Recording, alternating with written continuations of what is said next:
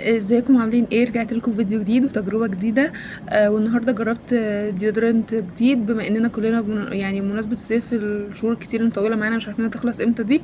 بندور على ديودرنت حلو ويقعد معانا وقت طويل. وكمان ما يعملش ريحه وحشه وما يبقاش اصلا ريحته في الاساس وحشه. يعني في ديودرنت ممكن يقعد معاكي وقت بس هو اصلا بتبقى ريحته وحشه. ففي ناس كتير ما بتحبش كده. انا جربت حاجات كتير قوي لحد ما وصلت للتحفه ده. ده ديودرنت من شركه اشري. انا جبته اونلاين، هو تقريبا ليهم مكان او كده بس انا معرفش المكان بتاعهم بصراحه فين. بس طلبته اونلاين. هما تقريبا في اسوان يعني، بس انا طلبته اونلاين بسعر 195 جنيه.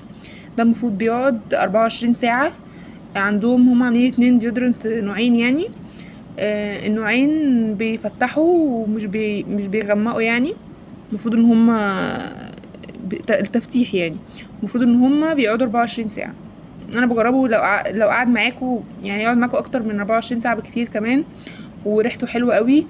وبصراحة غير الحاجات التانية اللي ممكن تحطيها تلاقي ريحتها وحشة او قلبت بعديها بساعتين 3 ريحة وحشة او كده، الناس اللي بتشتغل او الناس اللي بتروح كليات او بتضطر تنزل كتير.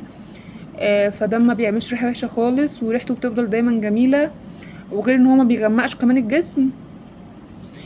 فهو بصراحة بالنسبة لي قيمة مقابل سعر. يعني في حاجات ارخص من كده. انا في حاجات جبتها ارخص من كده وفي حاجات جبتها اغلى من كده. آه، بس ما كانش حلو بصراحة. ده حلو قوي. ويا ريت انتوا كمان تجربوه زي ما انا جربته. وده مش دعاية خالص يعني، كده كده القناة بتاعتي لسه مش معروفة قوي. فلو عجبكم الفيديو وعجبكم الريفيوز اللي انا بعملها يا ريت تعملوا لايك وسبسكرايب. وان شاء الله اشوفكم فيديو جديد وريفيو جديد. باي باي.